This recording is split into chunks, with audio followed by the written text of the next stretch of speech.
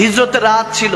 নবীজি যখন হিজরত করে মক্কা থেকে মদিনায় যাচ্ছেন সিদ্দিক আকবর আবু বকর সিদ্দিককে সাথে নিয়ে, তো মদিনার কাছাকাছি আসার পর নবীজির অনেক ক্ষুধা লাগলো। আসরের সময় যখন চলে আসছে, একটা ঘর দেখলেন আমার পেয়ারা নবী। কাছাকাছি গেলেন, ডাক দিলেন, কেউ কি আছেন? ভিতর থেকে আওয়াজ আসলো, এক খাতুন, একজন মা। বললেন যে আছি, কি প্রয়োজন, কি চাই? যখন আমার নবীজি একটু কাছাকাছি গেলেন, ওই মহিলা তাকিয়ে আছে আমার নবীজির চেহারা মোবারকের দিকে।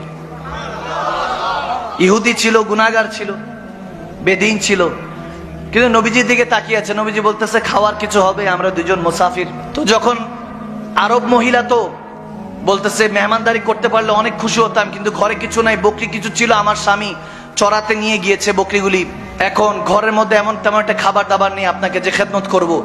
আমার নবীজি দেখলেন একটা পাশে ওই ঘরের কাছে কোণার মধ্যে বারান্দা একটা কামজোর একদম একটা বকরি বাঁধা। তখন নবীজি বললেন ওই বকরিটা আছে তো, ওখান থেকে আমি একটু দুধ নিয়ে নেই। তখন ওই মহিলা বলতেছে এটার পাটা একটু ভাঙা, এজন্য এটাকে রেখে গিয়েছেন, এখন কোনোভাবে আর সম্ভব না।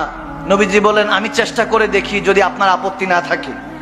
নবীজি গেলেন আবু বকর সিদ্দিককে কাছে নিয়ে বললেন যে আবু বকর তুমি দুধ নিতে থাকো, আমি পশুটার গায়ের মধ্যে, বকরিটার মধ্যে হাত রাখছি। আমার নবী যখন দাস্ত মোবারক ওই পশুর উপরে পড়লো, হাদিসে এসেছে পাটা সাথে সাথে সোজা করে দাঁড়ালো, দাঁড়িয়ে সে প্রশস্ত করে দিল যাতে দুধটা নিতে সুবিধা হয়।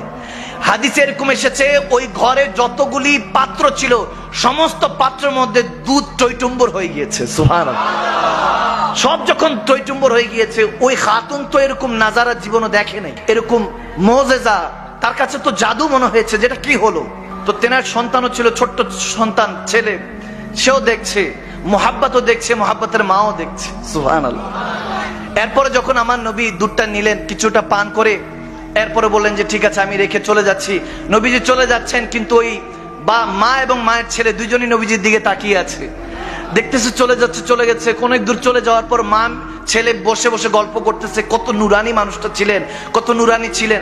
এরপরে ওই মোহাব্বতের বাবা আসলো, আবু মোহাব্বত যখন আসলো, ভিতরে প্রবেশ করলেন, বকরি টকরি বাঁধলেন, বাঁধার পর যখন ভিতর প্রবেশ করলেন, বলতেছে কি ব্যাপার, একটা খুশবু পাইতেছি, এই খুশবু জীবনও পাই নাই, একটা সুগন্ধি পাচ্ছি, স্মেল আমি কোথাও পাইনি, এরকম সুগন্ধি কোথা থেকে আসছে।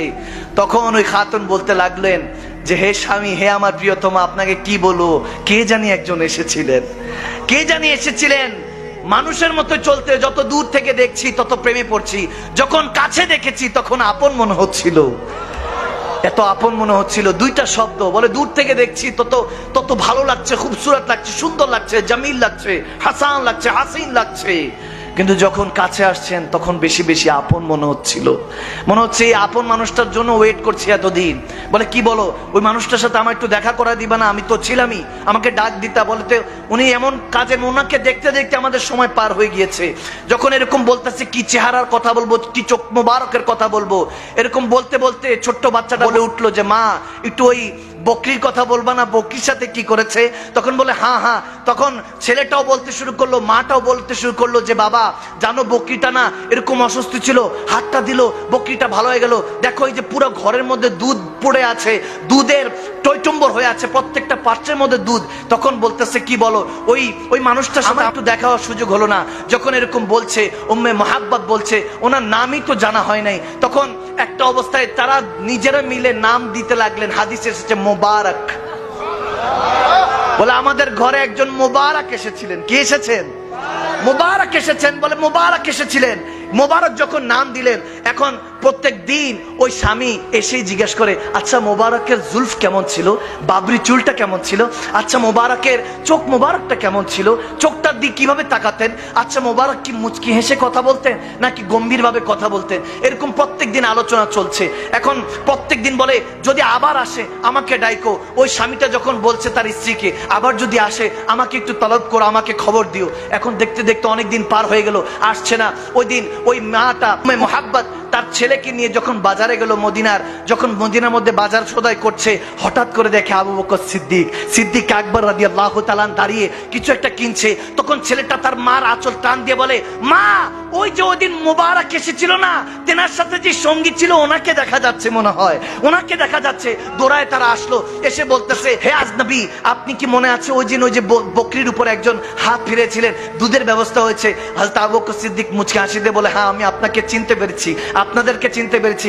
বাচ্চাটাকে আদর করে দিলেন, বলেন কি চাই? বলে ওই ওনাকে, মোবারক কোথায়? মোবারকের সাথে দেখা করতে চাই। আবু বকর সিদ্দিক একটু স্ট্রেঞ্জ হলেন, অবাক হলেন, বলে মোবারক কে? হু ইজ মোবারক? মোবারকটা কে? আমার নবীর নাম যে তারা বসে বসে মোবারক দিয়ে রেখেছে, প্রিয়তমা দিয়ে রেখেছে, তার তো আর জানা নেই। বলতেছে কোন মোবারক? বলে ওই যে উনি যে এসেছেন, ওনার নাম তো আর জানা নেই। ওই যে জেনার চেহারা তো নুরানি। মুচকি হাসি দিয়ে সিদ্দিক আকবর বলতেছে, হ্যাঁ ওনার নাম মুহাম্মদ মুস্তাফা সাল্লাল্লাহু তাআলা আলাইহি সাল্লাম। তিনি ইসলামের পয়গম্বর, তিনি আমাদের নেতা, আমাদের পয়গম্বর, আমাদের দয়াল নবী, রাহমাতুল আলামিন নবী, আল্লাহর হাবিব। যখন এই কথা বলছে, বলে আমরা যেতে চাই। দৌড়ায় মা ছেলে সিদ্দিক আকবরের সাথে আমার নবীর কদমে গেল। নবীর কদমে পড়ে তারা কালমা পড়ে মুসলমান হয়ে গেল। যখন মুসলমান হয়ে ঘরে ফিরছে, এখন বাবা আসলো, ওই স্বামীটা আসলো, এসে বলতেছে, কি গো তোমার চেহারা দেখে এত নুরানি মনে হচ্ছে কেন?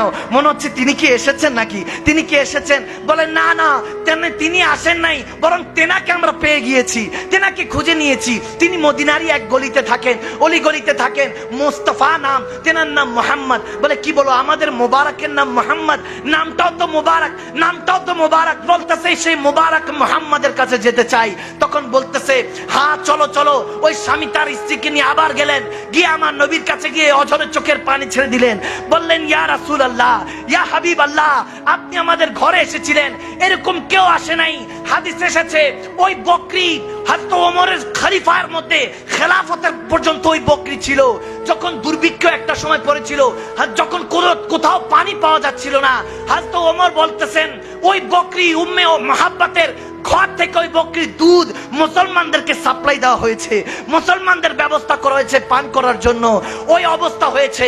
এজন্য এটাই বলতে চাই, আগাজ দিতে চাই, আমরা যদি সেই নবীর উম্মত হতে যাই, সে তো ইহুদি ছিল, কলমা পড়ে তারা মুসলমান হয়েছে, আমরা তো রেডিমেড উম্মত। আমরা যদি নবীর নামে ফিদা হই, আল্লাহ আপনাকে বান্দা থেকে বন্ধু বানাতে দেরি হবে না। মালিক আরশ থেকে ডাক দিয়ে বলবে, ওগো কামলিওয়ালা নবী, আপনি মদিনায় কি করছেন? যান যান, আজকে চট্টগ্রামের সীতাকুণ্ডের মধ্যে একটা মজলিস সাজানো হয়েছে। আজকে যখন তারা মুনাজাত দিয়ে ঘরে যাবে, দুনিয়ার চোখটা বন্ধ করতে দেরি হবে না, আমি রব্বে কারীম তার কিসমতের চোখটা খুলে দিব। জান ইয়া রাসূলুল্লাহ বলে তারা চিৎকার দিয়েছে। আজকে তাদের সাথে দেখা করে তাদের সিনাকে মদিনার আয়না বানিয়ে দেন। সুবহানাল্লাহ।